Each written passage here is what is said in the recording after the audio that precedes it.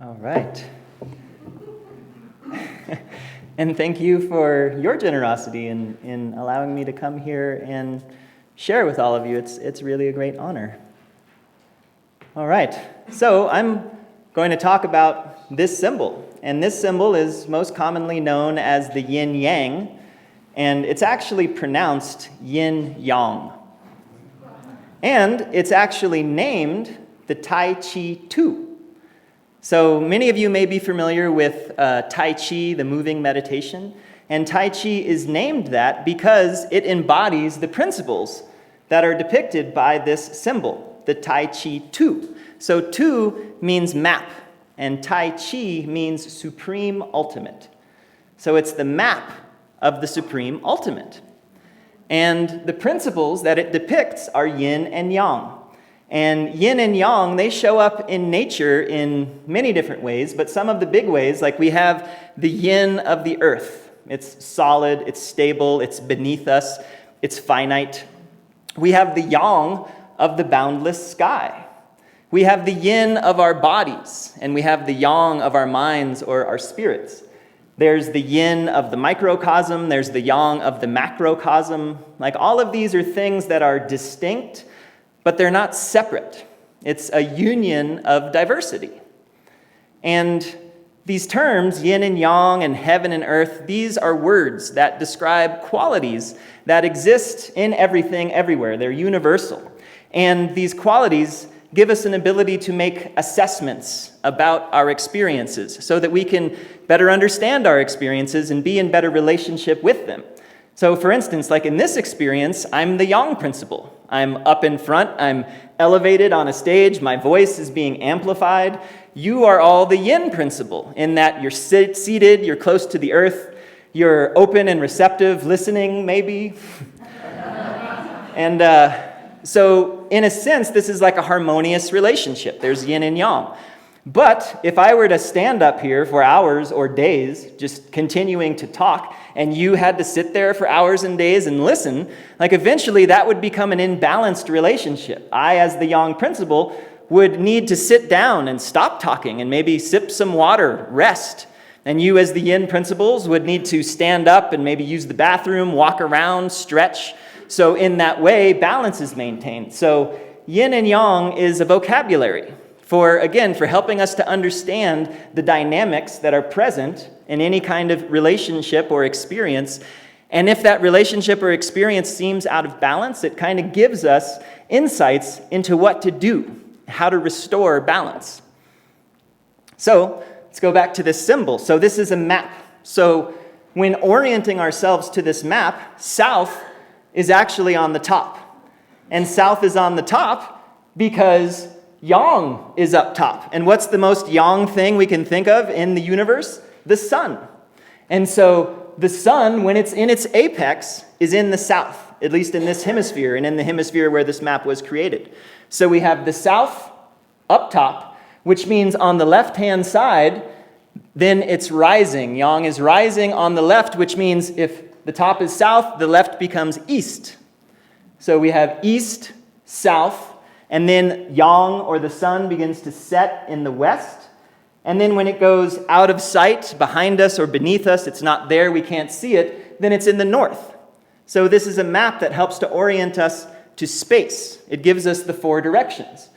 And then I just mentioned how it also kind of orients us to the cycles of the day. Like we have the rising sun and the sun at its apex, and then the sun setting in the west.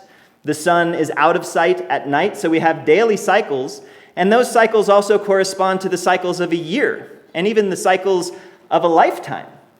And so, like within the year, when we think about morning and the sun is rising in the east, when the days are getting a little bit longer and the sun is starting to creep back up higher in the sky, like that is springtime in the year.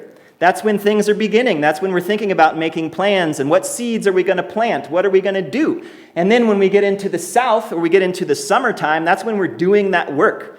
We're like out there doing stuff. And then as the sun begins to set in the west the year starts to move into autumn. It's almost like our twilight years. We don't have to work as hard. We get to retire. Ideally, we get to go home after work at the end of the day and reap the fruits of our labor. The fruits of our labor. We get to have dinner. We get to be surrounded by the people that we love. And we can prepare ourselves to then relax and release and let go and surrender into the deep rest of winter, where we can just be restored and renewed, and ideally then be born again in the morning or in the springtime. It goes around and around in that way. So really, almost every culture around the world has some version of this, and it's typically referred to as a medicine wheel. So time and space, and also the qualities associated with different times and different spaces. And so this map shows us the cycles and rhythms and qualities of nature. We can call it the nature of nature. And we're not separate from it. And problems arise when we think that we are. When we resist the nature of nature, and when we resist the natural cycles and rhythms of nature, we tend to fall out of rhythm. And when we're out of rhythm, that's a problem. Like when we think about our bodies, what's our primary rhythm? It's our heartbeat. And when your heartbeat isn't steady, that's a problem. Like you can feel it. When you can't wake up and fall asleep at a regular rhythmic time, that's a problem. When you can't have a regular bowel movement every day, like that's uncomfortable. It's obvious. Rhythm is important. And some of the ways that we can fall out of rhythm with nature can be a little more subtle. And again, that's where this map can be useful. Like, for instance, in how we behave. Like, are we always in summertime?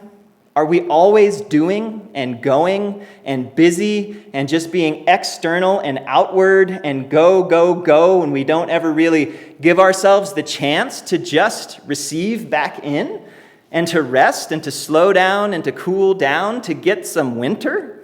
Like, are we balanced? Are we harmonious? It's part of what this map is asking us. And this map also shows us that nature is impermanent and nature is interdependent.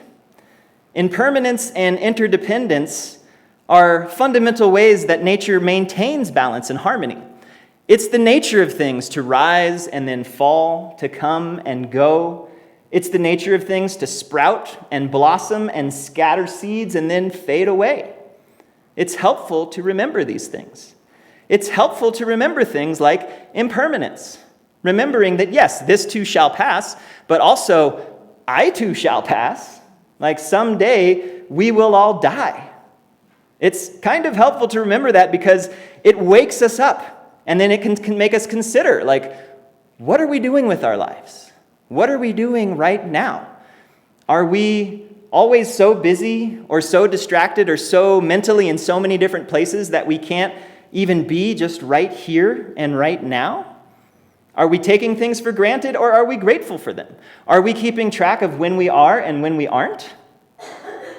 And it's helpful to remember interdependence, to remember that no one thing arises by itself. There's an up because of a down. There's an in because of an out. There's hot because of cold. It'd be nice if everything was always easy and nice, but we only know easy and nice because we know hard and difficult.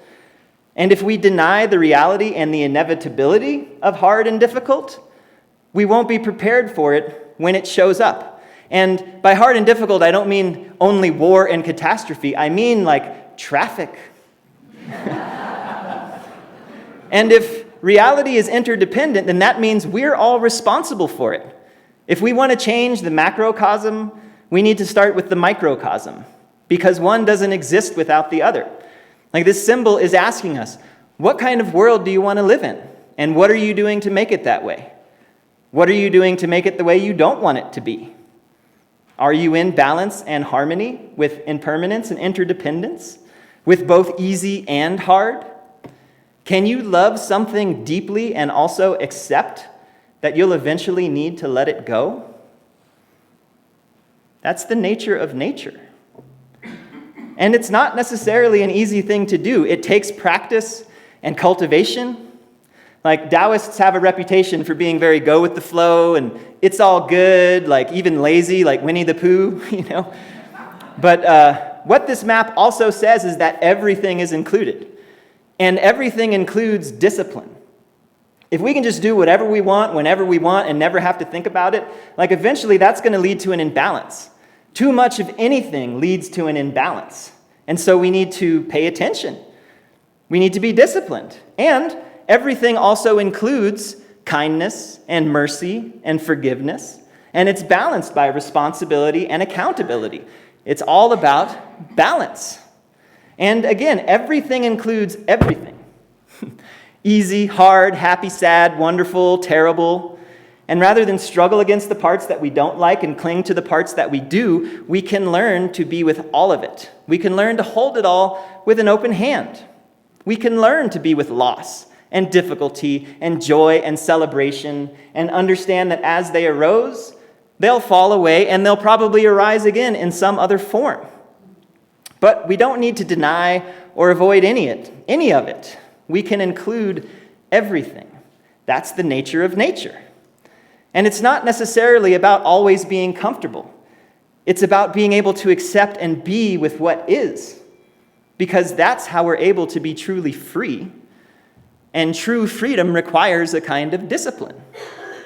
Like it's almost paradoxical. There are those statements like the only constant is change, and the only thing that we can absolutely know is that we can't absolutely know anything, that the one thing that all of us have in common is that we're each unique and individual, that when we're confronted by death, we tend to feel most alive.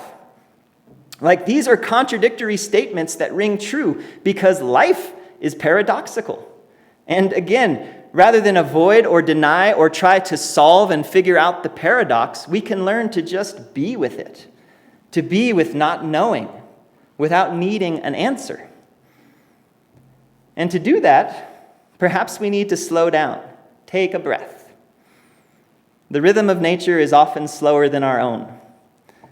Perhaps we need to consider the nature of nature.